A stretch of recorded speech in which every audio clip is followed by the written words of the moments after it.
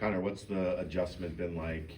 Practice every day with this group of guys, getting used to Mike Rayfeld in the weight room. It seems like from the outside that you've adjusted well to everything. Yeah, I think the adjustment has gone well so far. Going to a new school, you're kind of like a freshman again, so you kind of have to think on the floor again. I'm out there, I'm not at Bradley anymore doing the same drills I've done for 3 years around the same people with the same coaches. So it's a little more stress just because you're not as comfortable, but then it's also pretty exciting because you're in a place where there's a lot of great players and every day you're going to go out there and improve. So yeah, I think the adjustment has gone pretty well. Are the rims a little more forgiving now that you have a C Paul instead of a Bradley Brave uniform on?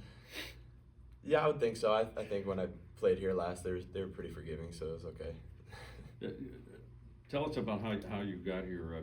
I know Drew Adams played a big part, but just your road to Cincinnati. Yeah, I think now in college basketball, after every year, you do have to consider the transfer portal and where you're at, and I think there's a lot of evidence of that with thousands of players in the portal at a time. But when the year ended, I considered it, and I thought, the best move for me and kind of how my career path and how I wanted to go, I entering the portal was probably the best option for me. And then knowing Coach Drew was here, I knew I had that connection as well. I mean, we are from the same hometown, played at the same high school, played AAU for his dad. My trainer is one of his good friends. My dad is friends with him, so it just seemed right. And right when I hit the portal, I think he was one of the first people to contact me. So. Coach Rayfield picked you as monster of the summer in the weight room. When did you kind of develop that willingness to compete, not only on the basketball floor, but also in the dark in the weight room? I credit a lot of that to my high school and where I went, Bloomington South. I had a knee injury in 8th grade, and after that I really started to hit the weight room, and I noticed that it really does have an effect on the court. I was able to start dunking, so that was pretty cool, because if you look at my family, you'd be like, there's no way he's going to turn out that athletic. But I started taking it serious in high school, and it kind of transitioned to Bradley with Eddie Pappas as the strength coach there. He really had that hard work, grit mindset as well, so that just furthered my development in that path. And then Mike Rayfeld is along that line as well, so it was a good fit. You felt that continuity and the kind of the ability to transition in the program a little bit more seamlessly with how many guys have been retained over the past couple of years? Yeah, like Coach Miller mentioned earlier, being one of the guys at Bradley who was the example of being there for 3 years with new guys coming in, it definitely does make a difference.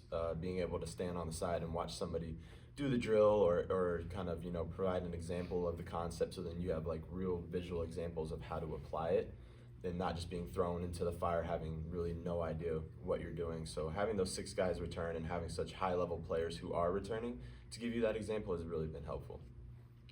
Give us a little insight into this behind the scenes, what this group was like as an outsider coming in. The word has been everybody is very welcoming. How were you kind of embraced, maybe especially since they did even get a chance to recently play with you before you got here?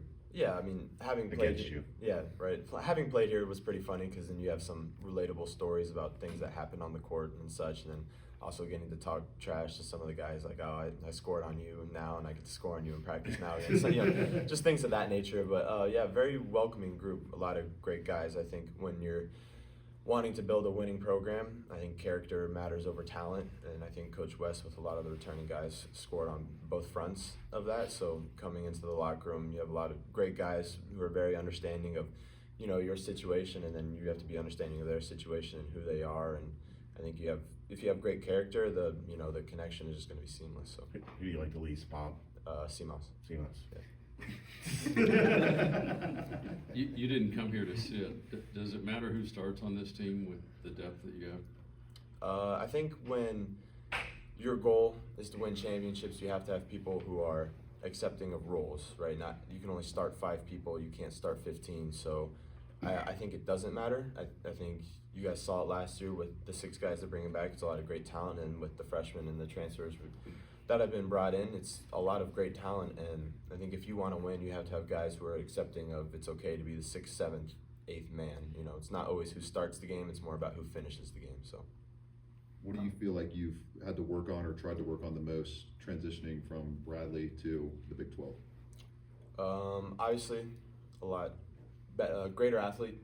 It's the game. It's is a little bit faster just with the better athletes out there. So definitely finishing around the rim, having to be more crafty in the lane, and then just my shot prep, getting my shot off faster with the, longer athletes, more athletic closing out to me. So just being ready to shoot earlier. Connor, talk about what you've seen from Jizzle James, Day Thomas there in the backcourt as long as yourself. Have you ever been a part of a backcourt duo or trio now with 40 to 44 inch verticals there within that group? So at Bradley, I had the blessing to be a part of a backcourt with Duke Dean, who's still one of my best friends. He's 5'7", but I have seen him do a windmill before. I don't know how much his vert is, but it's been close. But I've been a part of many great backcourts over my time playing basketball. But with them, it's been a little different with guys who can jump 44 inches, are extremely fast, and pick you up full court every day in practice. So coming here, I knew what they were, obviously having played them, but I knew also they were going to help my game tremendously in terms of developing. Connor, I think I saw somewhere where you're at 40 inches on the vertical, right? Yeah. Right. Was that something that you at Bradley you probably like in the high 30s, or is it something that you've been kind of constantly baseline in the 40s? I don't think I've ever been in the 40s before. I think the training here that Mike Rayfeld does is very. I've done some similar things, but I haven't done things where it just makes sense. Like a lot of stuff he does is very smart, and I've always been able to jump fairly high. But I think being here, it's really ramped up. Have you caught anybody by surprise by your athleticism, maybe at the rim? Pretty much everyone. Well, I've dunked on everyone, but I'm saying a lot of people didn't know I could jump like that coming here, and it's not very expected. I'm 6'2" white with a comb over, so. But that works to my benefit though. But a couple of practices ago, I don't want to put Rayvon on blast. He did find out though. So was it like a pump fake from the three? And just No, it was 1-2 steps down the lane on Ray. Yeah.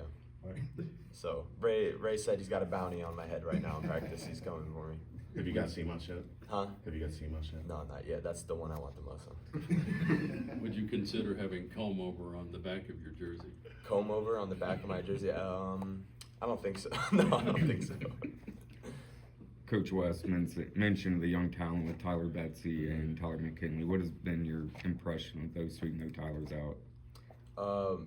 First off, I'm devastated for Tyler McKinley. Just having a knee injury, especially when you're a freshman, and he was doing so well. He was a great guy, but also great on the court. I mean, he's one of the hardest working players I've seen on the court.